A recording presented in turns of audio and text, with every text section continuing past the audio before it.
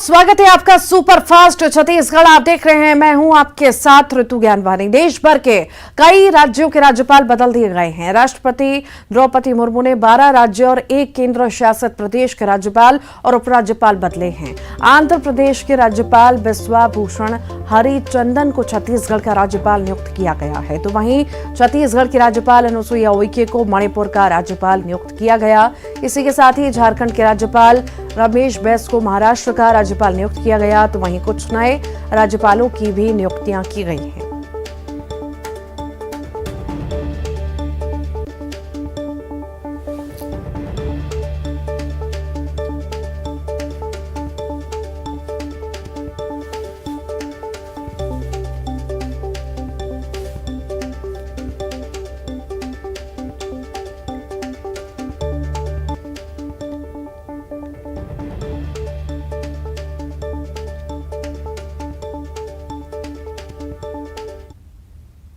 मुख्यमंत्री भूपेश बघेल ने छत्तीसगढ़ के नए राज्यपाल नियुक्त होने पर बिस्वाभूषण हरिचंदन को बधाई दी है। सीएम ने कहा कि छत्तीसगढ़ राज्य की ओर से हमारे नए संवैधानिक अभिभावक का स्वागत करता हूं।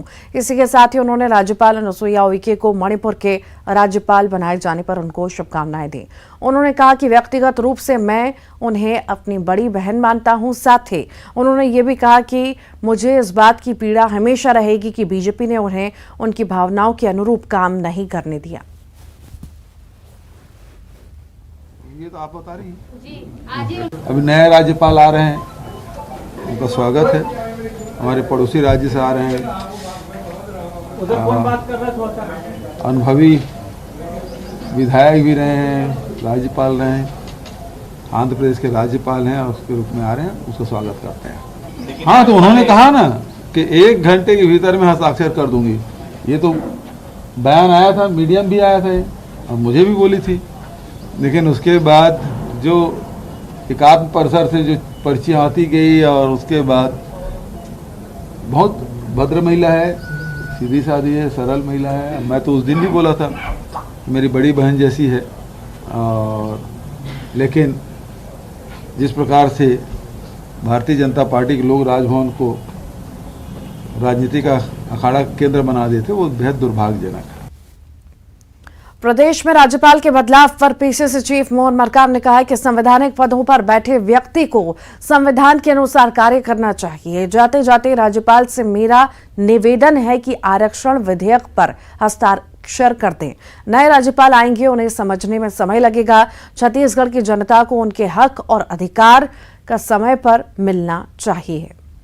संवैधानिक पदों में बैठे कोई भी व्यक्ति हो, संविधान के अनुसार कार्य करना चाहिए। किसी के साथ भेदभाव नहीं करना चाहिए, सभी को समान दृष्टि से देखना चाहिए, मेरा व्यक्तिगत मानना है। महामहिम राज्यपाल महोदय से मैं निवेदन करना चाहता हूँ, जाते जाते जो उनके कहे अनुसार छत्तीसगढ़ की माननीय भूपेश बघेल जी की सरकार ने जो आरक्षण विधेयक पास किया उस पर हस्ताक्षर कर दे, मैं ये निवेदन करना चाहता हूँ। यदि नहीं करती हैं, जो नए आए हैं उनसे क्या उम्मीद है? नए आएंगे, नए राज्यपाल, उनको समझने में समय लगेगा, जिससे छत्तीसगढ़ के युवाओं को, यहाँ के बेरोजगारों को, यहाँ की जनता को हक और अधिकार समय पे मिलना चाहिएगा, वो विलम्ब हो जाएगा। सुखपाल से बड़ी खबर की बात करते हैं। राज्यपाल अनुसुईया उइके को हटाने पर तंज कसा गया है। आबकारी मंत्री कवासी लखमा ने चुटकी ली है। दंतेश्वरी मां का आशीर्वाद लेकर निकली पदयात्रा रायपुर पहुंचते ही हटाई गई।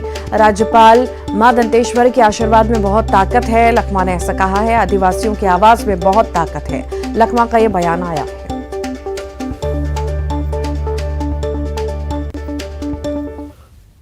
विधानसभा के बाहर मैं लड़ा। हमारे गांव के वेकों का कोया समाज का नेता दंतेवाड़ा से दर्शन करके राज्यपाल तक ज्ञापन सौंपने गया। और ये हमारा पद यात्रा पहुंचे, जैसा रायपुर में पहुंचे राज्यपाल मोदे आट गई। ये माँ दंतेश्वरी का आशीर्वाद इतना ताकत है, आदिवासी लोगों का इतना ताकत है। मैं भी सलवा जुड़ूम का लड़ाई लड़ा। मैं सलवा जुड़ूम रमन सिंह सरकार आ रहा, सलवा जुड़ूम में लड़ाई में जीती। तो वहीं बीजेपी प्रदेश अध्यक्ष अरुण साव ने राज्यपाल के ट्रांसफर को रूटीन प्रक्रिया बताया। छत्तीसगढ़ के नवनियुक्त राज्यपाल बिस्वा भूषण हरिचंदन को पूर्व विधानसभा अध्यक्ष धर्मलाल कौशिक ने फोन पर बधाई दी। कि राज्य सरकार, कांग्रेस की सरकार आरक्षण के मामले पे केवल और केवल राजनीति कर रही है। आरक्षण देने की उनकी नीयत नहीं है। राज्यपाल के जहां तक ट्रांसफर का प्रश्न है, 13 राज्यपालों के ट्रांसफर हुए हैं, तो ये एक तरह से बड़ा सामूहिक निर्णय है, किसी पर्टिकुलर विषय पर नहीं है। राज्यपाल एक संवैधानिक पद है। भूपेश बघेल जी को ये पता होना चाहिए कि वो संवैधानिक पद है, स्वतंत्र रूप से काम करने वाली वो संवैधानिक संस्था है। आपके अनुभव का लाभ इस छत्तीसगढ़ राज्य को मिलेगा। आप संवैधानिक प्रमुख होने के नाते और आपके संरक्षण में छत्तीसगढ़ फलेगा फूलेगा और नए कीर्तिमान स्थापित हो, मैं आपको बहुत बधाई देना चाहता हूं। इसके साथ ही साथ हमारे प्रदेशों में राज्यपाल बनाए गए राज्यपाल, उन सभी को भी मैं बहुत बधाई देना चाहता हूं, शुभकामना देता हूं कि जिस भी प्रदेश में जाएंगे निश्चित रूप से उनके मार्गदर्शन में, संरक्षण में वो प्रदेश आगे बढ़ेगा। मैं बहुत बहुत शुभकामनाएं देता हूं। रायपुर से बड़ी खबर है। सीएम भूपेश बघेल पहुंचे हैं राजभवन। राज्यपाल अनुसुईया उइके से मुलाकात की। अनुसुईया उइके मणिपुर की राज्यपाल बनी है। तो ये बड़ी खबर इस वक्त आपको बता रहे हैं कि सीएम भूपेश बघेल राजभवन पहुंचे हैं और आपको बता दें राज्यपाल अनुसुईया उइके से उन्होंने मुलाकात की है। अनुसुईया उइके मणिपुर की राज्यपाल बनी है। सीएम भूपेश बघेल राजभवन पहुंचे हैं और अनुसुईया उइके से मुलाकात उन्होंने की है। सीएम भूपेश बघेल राजभवन पहुंचे हैं, पुष्प भेंट कर उन्हें शुभकामनाएं दी। अनुसुईया उइके से मुलाकात की है। अनुसुईया उइके अब मणिपुर की राज्यपाल बन गई हैं।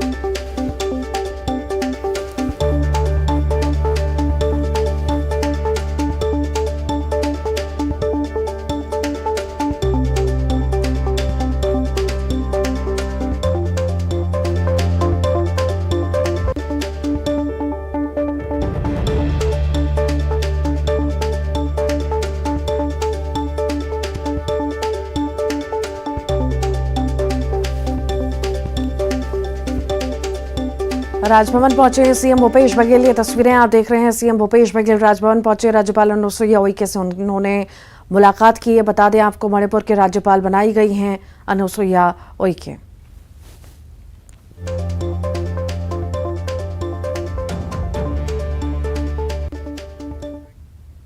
दंतेवाड़ा में नक्सलियों ने पूर्व सरपंच की हत्या से सनसनी फैल गई है। नक्सलियों ने पूर्व सरपंच को अगवा कर उसको मौत के घाट उतार दिया। मृतक का नाम रामधर अलामी है, जो पिछले कई सालों से बीजेपी से जुड़ा हुआ था। ऐसी आशंका जताई जा रही है कि मुखबिरी के शक में पूर्व सरपंच को नक्सलियों ने मौत के घाट उतारा है। 2023 को ग्राम हितामेटा निवासी थाना बारसूर अंतर्गत रामधर अलामी देवी कार्य से बारसूर ओरछा के सीमावर्ती गांव तुलतुली गए हुए थे। दिनांक 11 फरवरी को वापसी के दौरान लगभग 4 साढ़े 4 के बीच अज्ञात वटीधारी एवं हथियारबंद नक्सलियों के द्वारा उनकी कुल्हाड़ी से हत्या कर दी गई। तो वहीं सरपंच की हत्या को लेकर बीजेपी ने सरकार पर निशाना साधा और प्रदेश में टारगेट किलिंग की बात कही है। और कल रात में हमारे एक पूर्व सरपंच हितामेटा गांव के दंतेवाड़ा जिला के रामधर अलामी, ये 1 महीने में चौथी हत्या हमारे कार्यकर्ता की हुई है।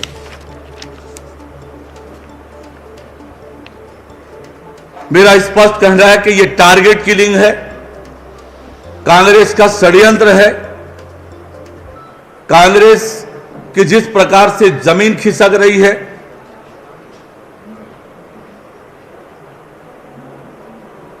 जिस प्रकार से भारतीय जनता पार्टी की सक्रियता बढ़ रही है, कांग्रेस पार्टी अब छत्तीसगढ़ को रक्त रंजित करने में तुली हुई है। सरकार को तय करना चाहिए और सरकार को स्पष्ट करना चाहिए। हमको लगता है इसमें कांग्रेस का षड्यंत्र हम मानते हैं कि लगातार भारतीय जनता पार्टी कार्यकर्ताओं को जिस तरह से हत्या हो रही है, कहीं ना कहीं इसमें कांग्रेस का हाथ है। जो आज बीजापुर, दंतेवाड़ा, बस्तर, नारायणपुर सब जिलों में एक प्रमुख लोगों को साथ जो घटनाएं हो रही है, कहीं ना कहीं षड्यंत्र ही है। तो वहीं बीजेपी और बीजेपी के राष्ट्रीय अध्यक्ष जेपी नड्डा के बयान पर सीएम भूपेश बघेल ने पलटवार किया। उन्होंने कहा कि कांग्रेस के शासनकाल में नक्सली हमले में कमी आई है और उन्होंने बीजेपी पर तंज कसते हुए कहा कि थके चेहरे के सहारे बीजेपी आगे बढ़ रही है।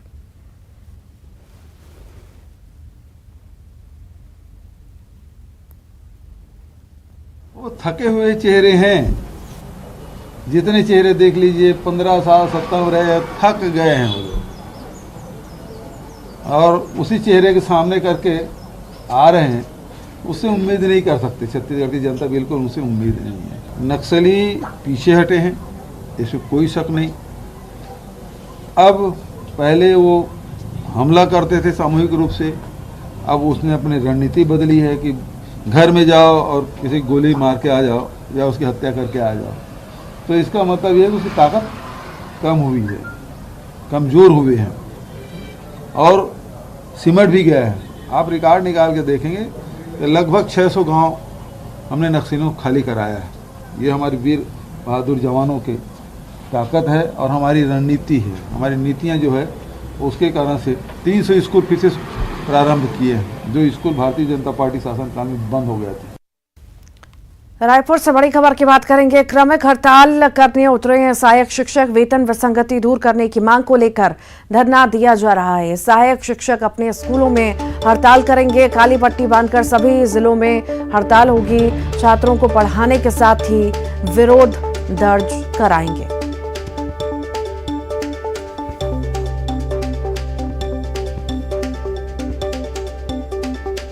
सहायक शिक्षक अपने स्कूल में हड़ताल करेंगे। काली पट्टी बांधकर सभी जिलों में हड़ताल की जाएगी। छात्रों को पढ़ाने के साथ ही विरोध दर्ज कराएंगे। ज्यादा जानकारी के लिए युगल हमारे साथ जुड़ गए हैं। युगल, सहायक शिक्षकों की हड़ताल लगातार जारी है और अब काली पट्टी बांधकर स्कूलों में धरना प्रदर्शन करेंगे और हड़ताल करेंगे। देखिए रितु, सहायक शिक्षक इससे पहले 6 दिनों तक निश्चित हड़ताल पर थे।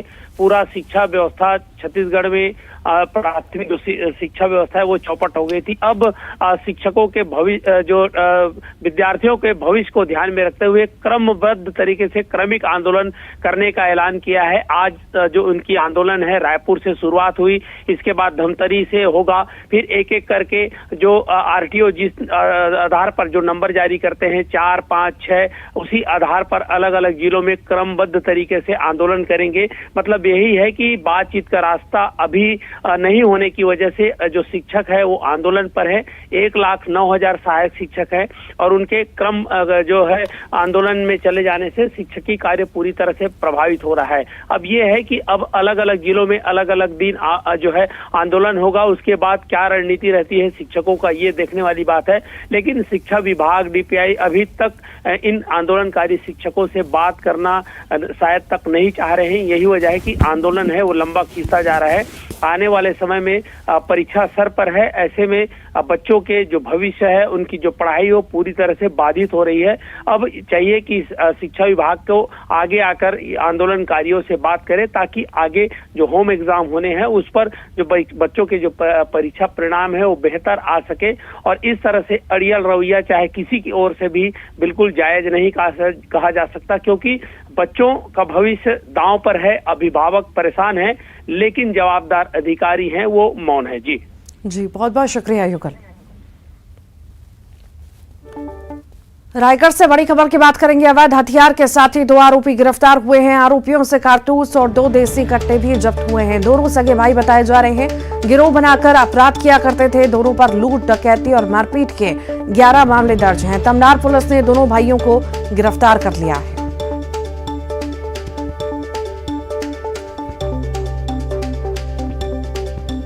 तो दोनों सगे भाई गिरोह बनाकर अपराध किया करते थे। दोनों पर लूट, डकैती और मारपीट के 11 मामले दर्ज हैं। ये रायगढ़ से खबर आपको बता रहे हैं। तमनार पुलिस ने दोनों भाइयों को गिरफ्तार कर लिया है। दोनों सगे भाई गिरोह बनाकर अपराध किया करते थे। अवैध हथियार के साथ 2 आरोपी गिरफ्तार हुए हैं। आरोपियों से कारतूस और 2 देसी कट्टे जब्त किए गए हैं। दोनों सगे भाई बताए जा रहे हैं जो गिरोह बनाकर अपराध किया करते थे। दोनों पर लूट, डकैती और मारपीट के 11 मामले दर्ज बताए जा रहे हैं। अवैध हथियार के साथ 2 आरोपी गिरफ्तार हुए हैं। आरोपियों से कारतूस और 2 देसी कट्टे जब्त हुए हैं। दोनों सगे भाई बताए जा रहे हैं जो गिरोह बनाकर अपराध किया करते थे। आरोपियों से कारतूस और 2 देसी कट्टे भी जब्त किए गए हैं।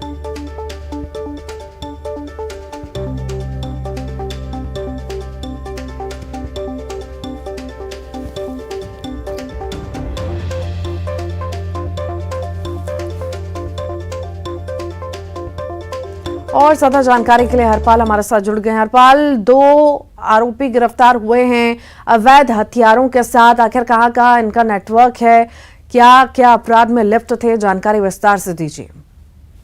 जी, दोनों आरोपी जो है सगे भाई हैं और ये लोग गिरोह बनाकर काम करते थे। बता दें, रायगढ़ पुलिस ने अब तक जो खुलासे किए हैं उसके अनुसार ये आरोपी रायगढ़ जिले और जो उड़ीसा के सरहदी इलाके हैं वहां पर ये लूटपाट, चोरी, डकैती जैसे कृत्य करते थे और लगातार जो है ये पुलिस को चकमा देकर फरार रहते थे। जब रायगढ़ पुलिस खंगालती थी तब ये उड़ीसा जाकर छुप जाते थे और जब उड़ीसा पुलिस खंगालती थी तब ये रायगढ़ में आकर छुप जाते थे। इस तरह से ये लोग पुलिस को छकाने का काम करते थे। लेकिन मुखबिर की सूचना पर जो है रायगढ़ पुलिस ने बड़ी कार्रवाई की है और दोनों भाइयों को जो है रंगे हाथों गिरफ्तार किया है। दोनों आरोपियों से जो है देसी कट्टा और जिंदा कारतूस जब्त किया है। पुलिस है इनके जो अन्य जो अपराध है उनके संबंध में जानकारी ले रही है और किनसे कितना लूट किया है या किस तरह से जो अपराध है उनके संबंध में भी जांच की जा रही है। फिलहाल जो है आरोपी गिरफ्तार हुए हैं और गिरफ्तार होने के बाद जो इनके अन्य साथी हैं वो फरार है। उनकी पुलिस जो है सरगर्मी से पतासाजी कर रही है। जी ठीक, बहुत बहुत शुक्रिया।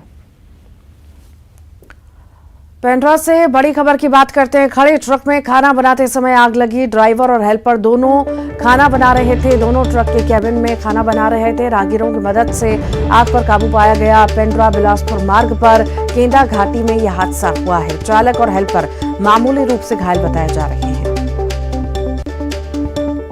बीजापुर से बड़ी खबर है। नक्सलियों के मंसूबों पर पानी फिरा है। 3 किलो का आईईडी बरामद हुआ है। सुरक्षा बलों ने आईईडी बरामद किया है। आवापल्ली थाना क्षेत्र की यह घटना है। सुरक्षा बलों ने आईईडी डिफ्यूज किया। जवानों को नुकसान पहुंचाने के लिए नक्सलियों ने आईईडी प्लांट किया था। कांकेर की बात करते हैं। पुलिस और नक्सलियों के बीच मुठभेड़ हुई है। 4 से 5 नक्सलियों के घायल होने की खबर है। छोटे बेटिया इलाके के आलदंड जंगलों में मुठभेड़ की खबर है। जिला पुलिस और बीएसएफ के जवानों से मुठभेड़ की खबर है। एसपी शलभ सिन्हा ने मुठभेड़ की पुष्टि भी की है।